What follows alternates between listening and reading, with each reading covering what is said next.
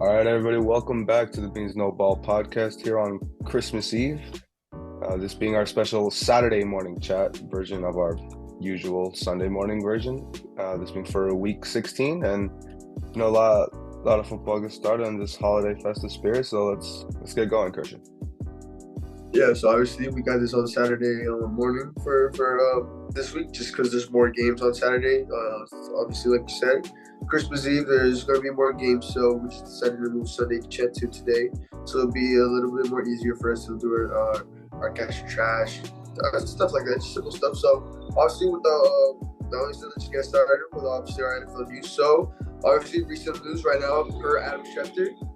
There was a shooting in the Mall of America this morning with Giants players inside. There was no specific reports on which players specifically were inside, but from the looks of it, it doesn't seem from the past reports that any Giants players were injured during the time. And obviously, thankfully for that, would have been awful to hear anything of that nature. But as for for the games that we have on hand today, we have a couple recent quarterback moves the big one here being Gardner Minshew is officially taking over for Jalen Hurts, as he is still out. He possibly will be out next week with the separated shoulder. So obviously in this big game against the Cowboys, highly anticipated, massive playoff implications. See who can end up taking that one seed and the NFC East in general. It will be up to Minshew now to see if he can lead the Eagles offense. And for the Arizona Cardinals, they have the infamous Trace McSorley taking over for Colt McCoy. Obviously Colt McCoy wasn't really working out, so it's kind of time to at least give McSorley a shot. See, they're out of playoff contention already, so kind of just experiment a bit here and there. Yeah, another team with the quarterback situation. The Colts, even though they are in the middle of playoff contention since last week. They will be starting Nick Foles instead of Matt Ryan. So obviously, it really doesn't matter what goes on. Playoff implications won't matter with that situation because they're already eliminated, so it doesn't matter. But Nick Foles will get the start, and I guess we'll probably play him out for the rest of the season. See how he plays, possibly get that starting job from Matt Ryan. And just to close off the news, we already talked about this, but obviously Franco Harris. Recently, he passed away the other day. I don't think there's a specific report on what exactly caused it, but he did die at 72 years old, I believe.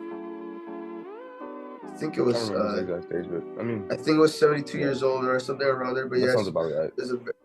So very devastating loss for the Steelers organization. Literally passed away just shy of his 50th anniversary of the Immaculate Catch. It's just the odds of that are just very sad. So hopefully Steelers obviously can close out a win for them.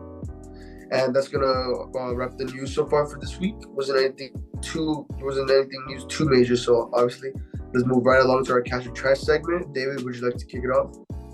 Of course. And so obviously last week we went over quarterbacks back to the top of our list. And as for cash, Christian, you went with Dak. You're one guy, you're ride or die. He got you 20.24 points. Just short of Joe Burrow, who I took. He got me 24.8. So just a slight upper hand for me on as for cash. Although as for trash, I went with Davis Mills, expecting a pretty boring game against the Chiefs. Obviously, we know that wasn't the case. It was an overtime stunner. Davis Mills ended up with 18.94, and your pick in Brett Rippon got only 7.68. So obviously you made the right call there, and we split our cash or trash picks for this week. Now, of course, Jason, go ahead and introduce our position for this week. Yeah, so this week, obviously, we're moving right along. So we have the running backs to start off with now. So obviously, starting off with me, I got Jamal Williams for my cash pick. Jamal Williams, he's been having a phenomenal season with the Detroit Lions. This is his breakout year after his first couple seasons with the Green Bay Packers. Really wasn't getting any production with them, and then as soon as he signed with the Lions, this season he's been phenomenal all year, all season. I think he's leading the league in touchdowns, if I'm being correct still. So yeah, I got him for my cash. And then for my trash, even though I love him, I'm gonna go Jet McKinnon for my trash play of the week. I love Jet McKinnon on the Vikings. He's not really getting used too much on the Chiefs, so that's pretty much why I'm choosing him as my trash play since the Chiefs don't really know how to use that well. See that, and for me, I'm kind of, I guess it's not a easy pick, but it's at least for me, just because especially fantasy wise, I would love to see this. My cash pick is J.K. Dobbins of the Ravens. Obviously, he was out for most of the season with that knee injury, but ever since he came back, which I believe it was 2 weeks ago, he kind of seen he's not lost a step. He's right back to where he was last season before the injury, and for that, I would expect him to kind of keep those numbers up and give me some good knowledge for fantasy, but of course here for cash or trash. And for trash, probably a little surprise pick, but I think he's gonna have an off week. And Tyler Algier, the surprise rookie out of the Falcons, he's been extremely solid. And I mean, my only kind of drawback here is, I mean, sure it's the Ravens defense, but I just have a feeling he's gonna have an off day. No real particular reason, but just me predicting the Falcons loss here, that would be what I'm expecting. And of course, that wraps up our cash or trash, and we'll move it right on into fantasy. Which, for me, we both know that my fantasy season did not go as planned, as at least in our league. So to kind of switch something up, I'm gonna do my fantasy rundown on my other league, which it's in a nice community of some of the most intellectual Rams fans on Instagram. So my other team, I did go 11-3 in this league, was the 2 seed. Going in the semifinal, my quarterback is none other than Patrick Mahomes. Obviously, him going against a kind of struggling Seahawks defense, I would expect him to put up decent numbers today. My running back, this also being a pretty good running back duo as the one I have in our league, which was Nick Chubb. Obviously, him going against the Saints. I do expect the Saints to win, but I expect a good day for him against that Saints D-line. And of course, as I just said, J.K. Dobbins, who I'm expecting to do really good against the Falcons. Just keep up the pace that he's been going at recently. As for my receivers, Keenan Allen, he's been out most of the year, but he's really had a resurgence. Going up against a really soft Colts team, I would expect Justin Herbert to keep this form he's had and just really get him the ball a good amount of times. And DeAndre Hopkins, who I was able to pick up since he was suspended, went undrafted, and I just randomly able to get him. So I would also expect him to do pretty good in a loss, but I mean, I feel Trace McSorley could get him enough targets to give me some good points against the Bucks. My tight end is Gerald Everett. Also, I mean, he's been maybe a little underwhelming this season, but just the fact being that they're playing the Colts, I would expect a good game for him. My flex being our favorite non-Cowboys, non-Rams receiver, Michael Pittman. He's going against the Chargers, so who knows? Sometimes that defense can be pretty solid, but I do expect him to have a somewhat decent game, that being on Monday night. And same kicker as in our league, Daniel Carlton. Got lucky enough to be blessed with the best kicker in the league in both of our leagues. So going against the Steelers, I do expect him to have a good game. And the defense, I picked up the Chargers, which they're playing the Colts. I would really expect some really solid numbers. We see, especially they're down to, I believe it's their third quarterback of this season, so they won't really be meshing too well, and I would expect the Chargers to really shut them down. So obviously, pretty solid team for your league. So obviously, with my team, I'm still in my league. Sadly, I lost first round because I decided not to start Aaron Jones after how inconsistent he can be. When he dropped 20 points and I lost by 2. So that's a bummer, but I'm in the consolation round, so at least that's something. So obviously, with my ride or die, I got Dak Prescott, my quarterback. Dak, I still have my hopes from him. I've defended him for 7 years since he's been for the Cowboys, defending them with all my life, and I'll keep defending him. So got him at my quarterback. My running backs, this time I'm starting Aaron Jones, so hopefully he can have a great, consistent game. And Ezekiel Elliott, Zeke's been doing very great. He's looking very good, like prime Zeke, like rookie Zeke.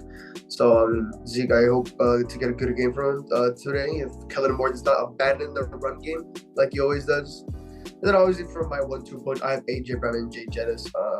AJ Brown, I really hope he doesn't, cook my Cowboys defense. But if he can get at least 10 points, that would be nice.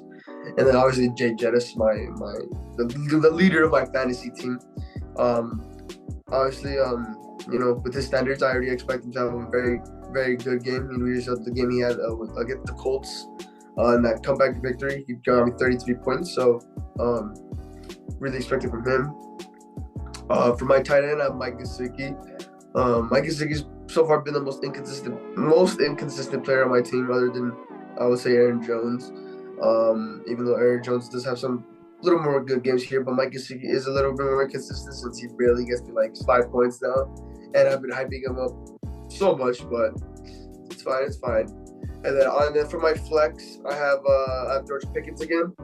George Pickens can actually, get targeted, get the ball, from him getting open, with that quarterback situation, risky, Kenny Pickett, can't seem to find him open. George Pickens, really just a quarterback away from being dominant. My defense, I got my Cowboys defense once again this time. Was really contemplating choosing the Bengals D, but I have very high confidence this time that we'll for sure get the win against Philly. Really hoping for that against my hopefully my defense steps up. And then my kicker will be to be determined, because I'm still contemplating whether to choose Jake Elliott or Will Lutz. Obviously, two great kickers I have. Will Lutz hasn't let me down. Jake Elliott's been doing great for me, but it's between those two, so it will be to be determined. Yeah, obviously you unfortunately couldn't make it out of the first round, but I mean, you still make your lineup, just ride it out to the end of the fantasy season. And of course, just to top this all off, we'll hit our last minute takes. So for my Rams, with our loss to the Packers, we were finally put out of our misery and finally mathematically eliminated from the playoffs. So, I mean, with all that out of the way, I mean, obviously I saw this coming. I didn't really have much hope, even with all the little mathematical possibilities that we could have made it, but didn't really get much help aside from, I guess, the Seahawks losing. But yeah, I kind of just expect to see this team just ride out with the young guys, see what we have for the future, which isn't much with our limited draft capital, but we could see if Baker is going to be worth keeping as a backup, or if he will be able to have a kind of a QB competition with Stafford once he's back. Which thankfully, as we know, Stafford won't have to retire, as it was apparently a scare that with his back injury that it was a possibility that he would have to hang it up after this year, which thankfully he won't. And just another injury news that I guess we didn't hit earlier, but Aaron Donald, I guess we kind of expected this, but he will also be out for the year, and with that ankle sprain that's kept him out since week 12. Kind of not the biggest deal, but I mean it's something worth mentioning. But as for tomorrow's game, Christmas Day at SoFi, I do honestly still expect the Rams to come out on top. It's just who knows, because they just seem to find a new way to disappoint every week. But you're going with a really disappointing Broncos team. They got Brett Rippon, not too much that really even excited about for the game. But hey, just another week of Rams football, and let's let Baker surprise us. So I mean, it's pretty let down here by the Rams. Hopefully Baker can possibly turn them around the offseason, but we'll just see. So obviously with my Cowboys, it's the complete opposite in a way. Despite the loss against Jacksonville, which is another game that we should have won, that just really went down the drain. We still clinched a playoff spot. If we do manage to win now, I think we'll hopefully get at least the 4th, 5th seed. There's still a lot of flaws in that team. We're still 10-4. If we win now, 13-4, great record. But there's so many flaws to this team. I don't understand how we utilize a great run game. The run game is working. Don't have to force Dak to throw so much, and then Kellen Moore just abandons the run game, forces Dak to throw that much, making him be aggressive, and then obviously throwing picks. I don't understand Kellen Moore's inconsistency with that, and then obviously running screen plays like Matt Patricia that barely go for any yardage, which is pretty upsetting and pretty annoying, especially with his curl routes. So obviously, if Kellen Moore can obviously be consistent like he was with that Vikings game, or at least someone in the beginning of the season when we had Cooper Rush in and the team actually decided to play competent football, that defense actually stepping up and being dominant and obviously living up to their expectations on them being the Doomsday Defense 2.0, and just isn't working. The defense is really suffering right now. The defense continues to play like that, let alone the whole team being inconsistent. We're going to be first round exits living up to the title once again.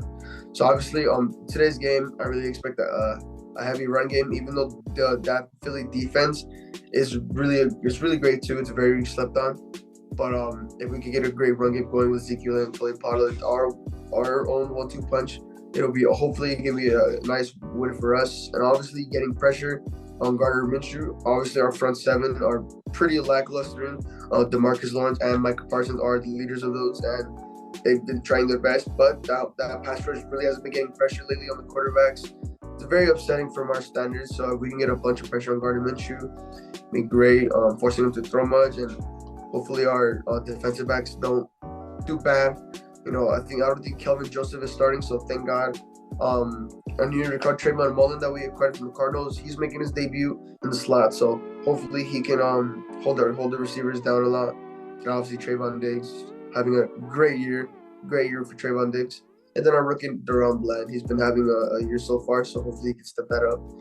And obviously just get a good victory today and close out the season. Obviously, just fix those flaws, and I do feel we can go far in the playoffs. Yeah, I mean, just like you said, it's night and day comparing our two teams. But I guess just for me, I wouldn't expect the Cowboys to win out. Just this week is, I would say, the last loss they end up with, unless they rest the starters week 18 and just let that ride out. But I mainly expect the Eagles to wrap up the NFC East here and just kind of wrap up the fifth seed for you guys. Obviously, it'll be an easy first round matchup, hopefully against whoever wins the South. But apart from that, it's gonna be more touch and go as to see if the defense can wake up and if the offense can keep clicking. Obviously, like you always mentioned, Dak and those interceptions. But that is gonna basically wrap us up. Obviously, on this special Saturday edition of our episode, goes without saying, say it every time. Appreciate everyone that comes to watch these episodes. Just we obviously enjoy doing this. Just real fun to sit down and just talk some football. Obviously, just the two of us. Before going, obviously, to all our viewers and you too, Christian. Merry Christmas to everyone. And I guess, Christian, you could send us off here. Yeah, so obviously nothing much. Just thank everyone for watching us. Sticking around with us. We're really great. Closing the year. Obviously coming to the new year. Obviously, everyone stay safe. Just make good decisions. Especially with the New Year's coming up. And have a safe Christmas. Hopefully, open some presents. And that's gonna wrap up today's Saturday chat. And we'll see you guys next week.